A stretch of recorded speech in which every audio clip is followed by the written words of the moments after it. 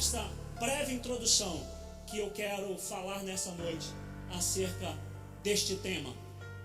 4 coisas que nós, enquanto igreja, não podemos negar a ninguém.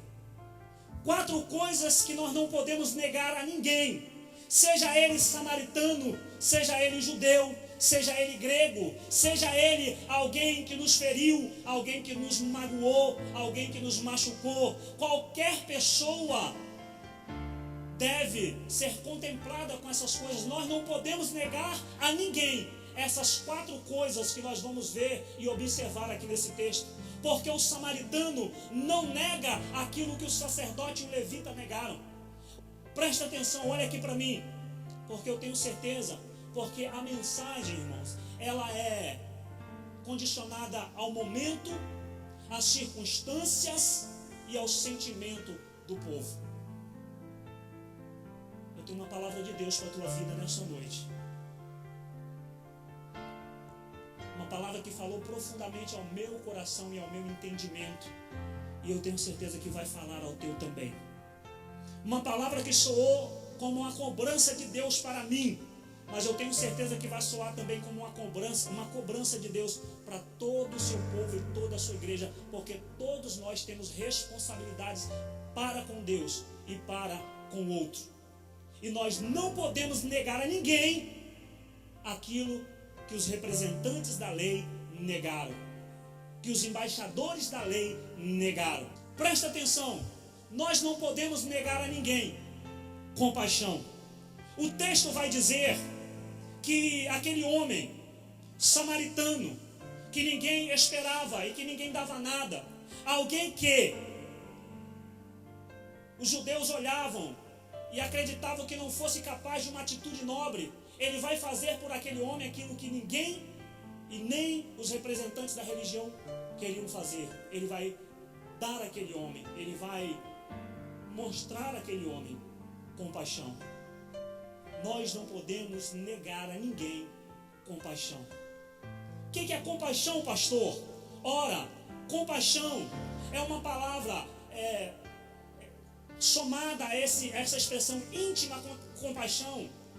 É uma expressão tão forte na Bíblia que é até difícil classificar essa expressão. Você vai ver, por exemplo, que Jesus, em determinados momentos, ele também teve íntima compaixão de alguém. O que é íntima compaixão? É sentir a dor do outro, é sentir o sofrimento do outro, é se colocar no lugar do outro, é chorar com quem está chorando, é sofrer com quem está sofrendo, é não se alegrar com a miséria alheia, com a dor alheia, é sentir a mesma coisa que alguém que está passando um momento de crise, um momento difícil, está sentindo. Ora, aqueles que eram representantes da religião negaram aquele homem compaixão, não sentiram a dor daquele que estava sofrendo, não sentiram pesar por aquilo que ele estava sofrendo, não sentiram tristeza nem pesar, não se colocaram no lugar do outro para sentir aquilo que aquele homem estava sentindo.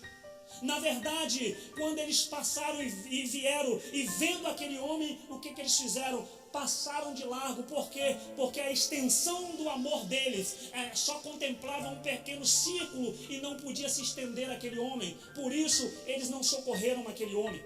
Eles negaram aquele homem esperança, negaram aquele homem socorro, negaram aquele homem a possibilidade de sonhar e negaram aquele homem a possibilidade de viver. Jerusalém ficava mais ou menos a 800 metros acima do nível do mar. Jericó a 400 metros abaixo, mais ou menos, do nível do mar. De Jerusalém a Jericó havia uma descida íngreme de mais ou menos 1000 metros. Aquela estrada era cheia de curvas, cheia de cavernas. Assaltantes se escondiam ali para assaltar as pessoas. Muitas pessoas eram assassinadas naquela estrada. Por quê, pastor? Porque eles estavam ali à espreita, buscando alguém que pudesse assaltar para roubar-lhes os bens. Aquela estrada, segundo os historiadores, é conhecida como a estrada sangrenta, ou caminho sangrento, ladeira de sangue. Não é diferente se nós quisermos contextualizar com o tempo que nós estamos vivendo hoje, porque muitas pessoas nessa estrada perigosa chamada vida têm sido espancadas, têm sido vilipendiadas pelo pecado, têm sido assaltadas pelo pecado, têm sido deixadas meio morto ou meio mortas na estrada, semi-mortas ou quase mortas, e tem lhe sido negado por aqueles que são representantes da religião socorro, auxílio e ajuda. É o que vai acontecer aqui. Negaram-lhe compaixão, não sentiram a dor daquele homem, não sentiram a aflição daquele homem, não sentiram a angústia daquele homem, não se colocaram no lugar daquele homem, passaram de largo como se nada houvesse acontecido. Preste atenção, olha aqui para mim. A história é contada há 2000 anos atrás, mas ela pode ser contextualizada no tempo em que nós vivemos hoje, porque nós vemos pessoas que muitas vezes olham para a dor de alguém que está sofrendo, olham para o sofrimento do outro, e em vez de se entristecer, se alegra, e em vez de se entristecer, se regozija, e em vez de se entristecer, sentir a dor do outro, sentir o pesar, passa pelo caminho como se nada tivesse acontecendo. Não é capaz sequer de dobrar o seu joelho e orar por aquele que está passando por um momento de extrema dificuldade. Agora presta atenção, eu quero só, para contextualizar a história, dizer uma coisa.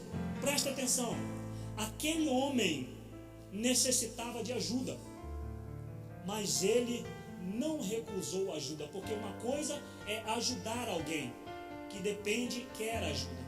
Outra coisa é tentar ajudar aquele que não quer ser ajudado.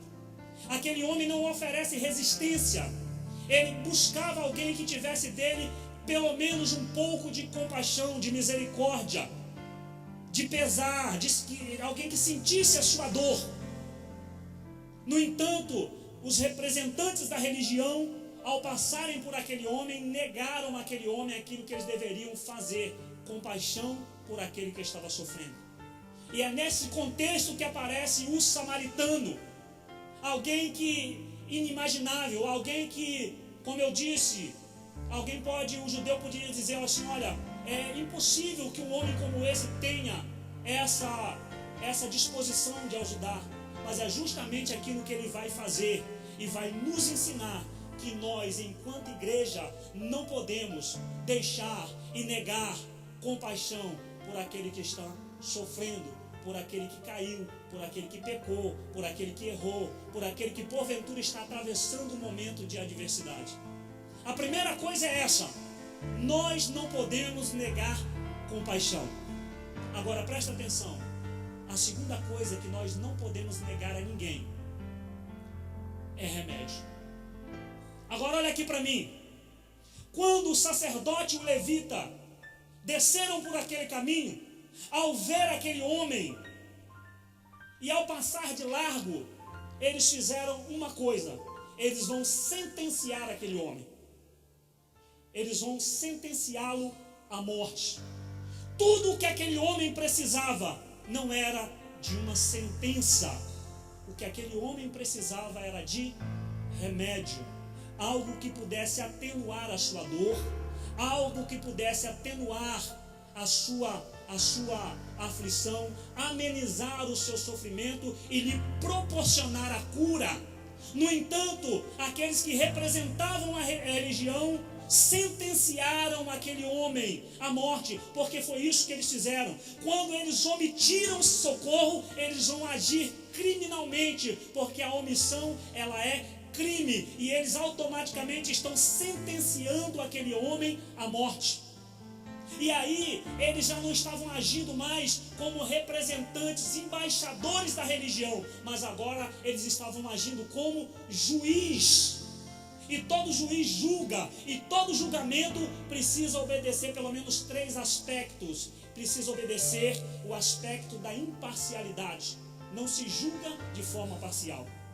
Todo julgamento precisa ter critério para que possa dar àquele que está ferido ou àquele que está sendo julgado a possibilidade de defesa, e todo julgamento precisa ter justiça, porque senão a sentença ela é prejudicada. Mas é justamente isso que aqueles homens vão fazer, eles vão sentenciar aquele homem.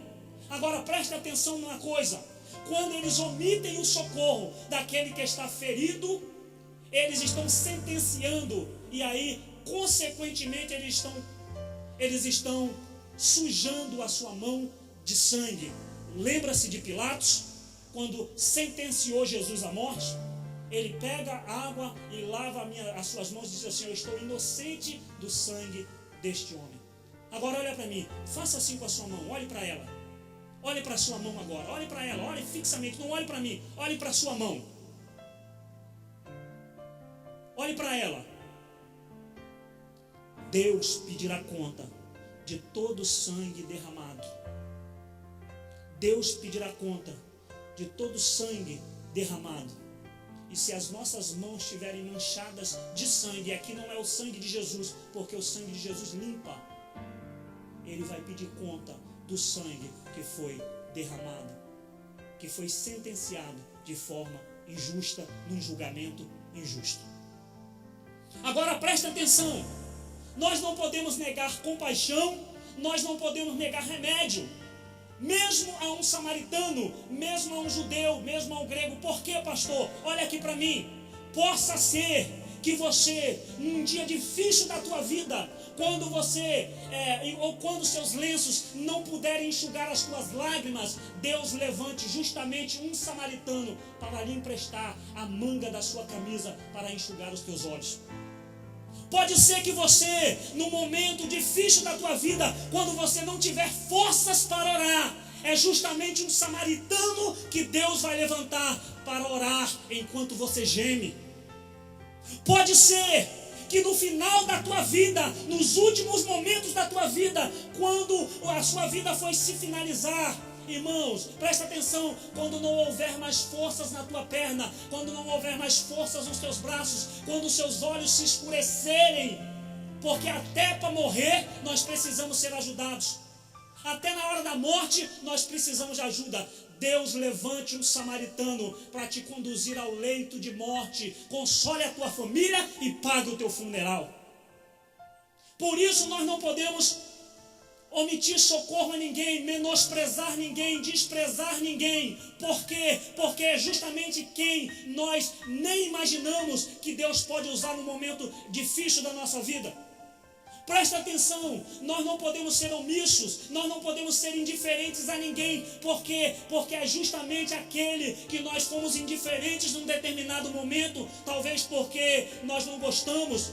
E quando eu digo isso porque às vezes o ser humano é assim, porque o que a Bíblia ensina não é isso. O que nós devemos é amar todas as pessoas. Pode ser, irmãos, é que neste momento é justamente este homem que Deus use para te abençoar. Nós não podemos ser indiferentes com ninguém. Por quê, pastor? Justamente por causa dessas questões. Se nós formos indiferentes, talvez no momento de adversidade, é justamente aquele homem que nós muitas vezes nem imaginamos que Deus vai levantar para nos dar aquilo que nós precisamos.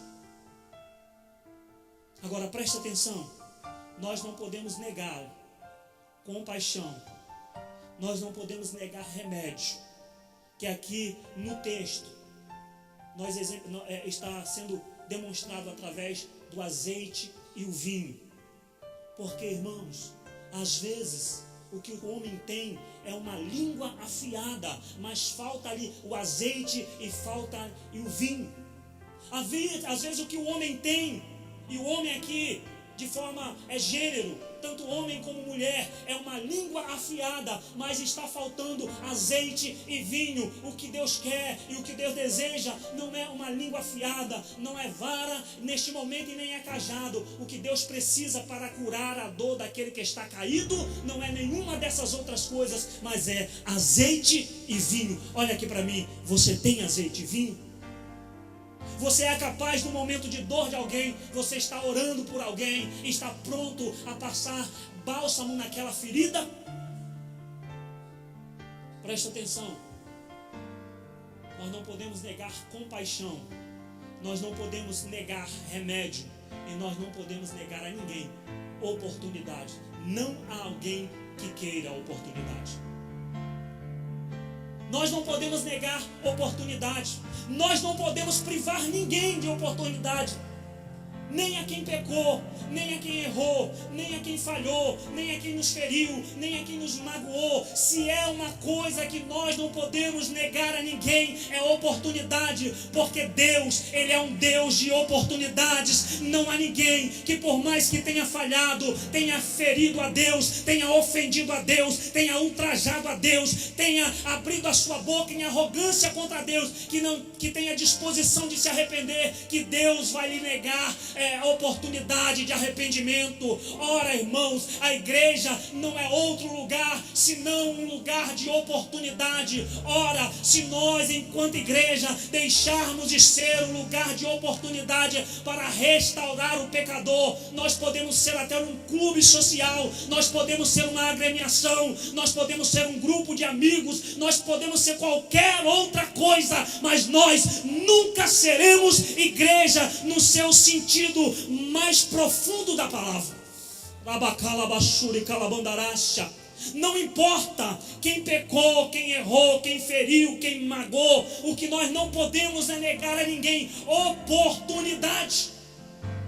Lembra do credor incompassivo, daquele homem que chega até o seu Senhor com uma dívida imensa e ele é perdoado pela sua dívida, mas quando ele encontra um conservo teu, ele não age da mesma maneira, ele nega ao seu conservo a oportunidade.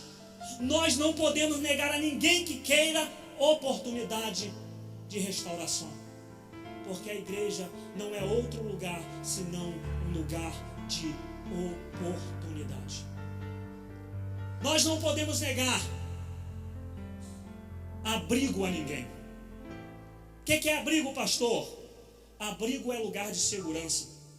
Abrigo é um lugar onde o ambiente é propício para que o pecador seja curado, ou aquele que foi assaltado, foi espancado, seja curado, seja tratado, seja restaurado e possa recuperar a saúde. Nós, enquanto igreja, não podemos negar a ninguém abrigo.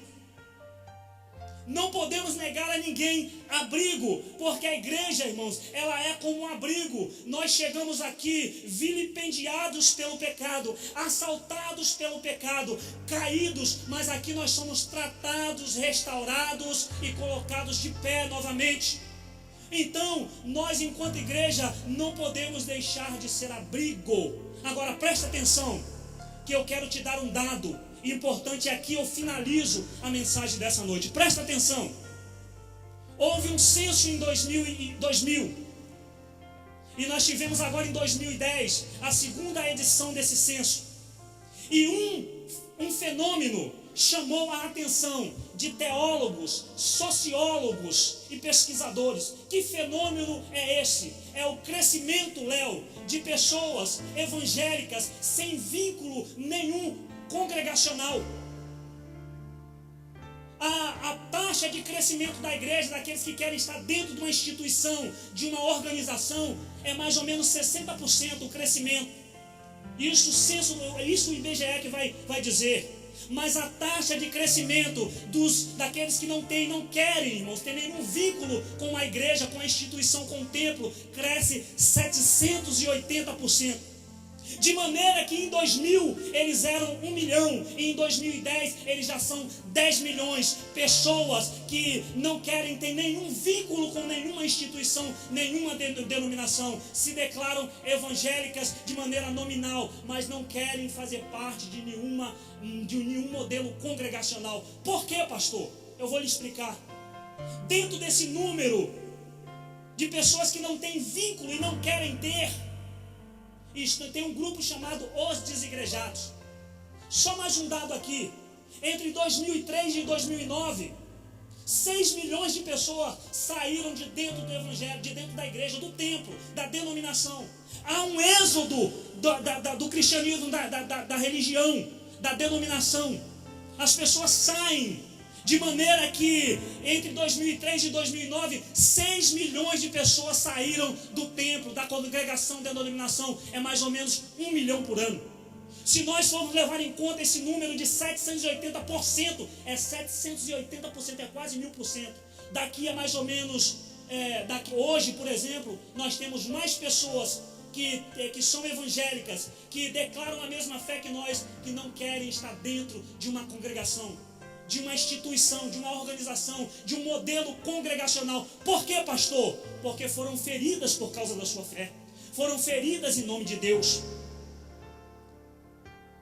A igreja negou-lhes compaixão, a igreja negou-lhes remédio, a igreja negou-lhes oportunidades quando caíram. E no momento difícil da sua vida, porque caíram, a igreja negou abrigo, excluíram da igreja. E por causa disso, essas pessoas criaram uma animosidade tão grande com a igreja, que elas saíram da igreja. Quando os pesquisadores vão entrevistar essas pessoas, eles não perderam a fé, eles não se decepcionaram com Deus, eles continuam mantendo as suas práticas devocionais. O que eles não querem? Um modelo congregacional. Eles são a igreja solitária, que se reúne em cada casa, sem um templo, sem uma placa. Por quê? Porque se decepcionaram e encontraram até nesse caminho líderes que disseram: olha, a porta da saída é a serventia da casa. E aqui eu gostaria de terminar com um vídeo para a sua reflexão nessa noite, que conta um pouquinho da história do bom samaritano.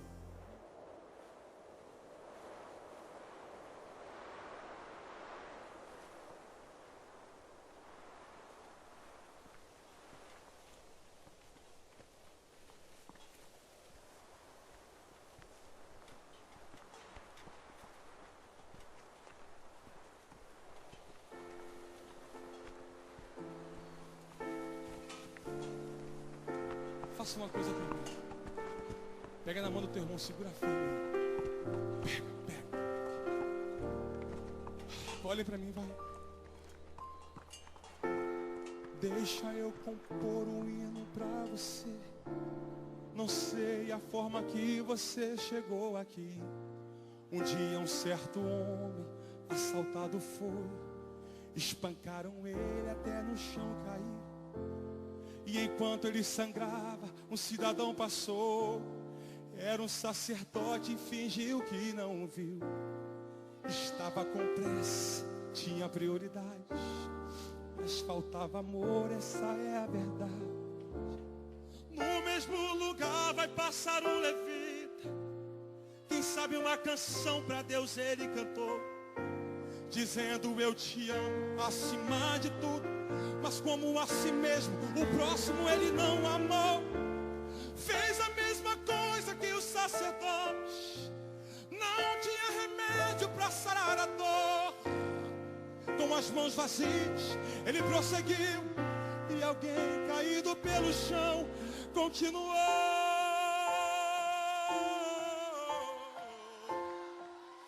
Agora faça uma coisa por mim.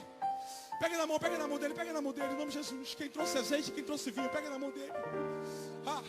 Escuta! E no mesmo lugar o bom samaritano vem. Não sei o nome da sua religião, não sei como ele cantava, se muito bem orava. Só sei que ocupadas estavam suas mãos. Dentro dele havia muita compaixão. Quebrando o protocolo, se aproximou do homem ferido. Ele foi até o chão. Ei, sinta ele aí tocando em suas mãos. Derramou azeite e vinho em suas feridas. Estancou teu sangue e te levantou. Fez da sua vida a essência dele. O bom samaritano de você cuidou. Ele não olhou para sua aparência, nem o que você tinha para oferecer. Não importa se existe alguém aqui caído, o bom samaritano vai aparecer. Você é o espelho. Levanta a mão e reflete. Levanta a mão dele lá em cima, vai.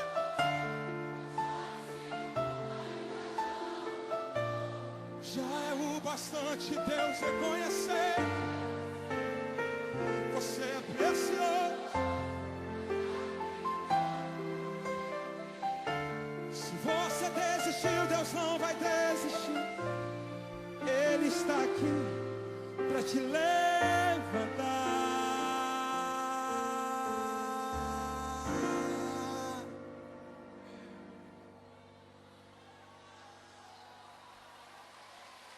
Oh, meu Deus, pode adorar o Senhor, pode adorar o Senhor.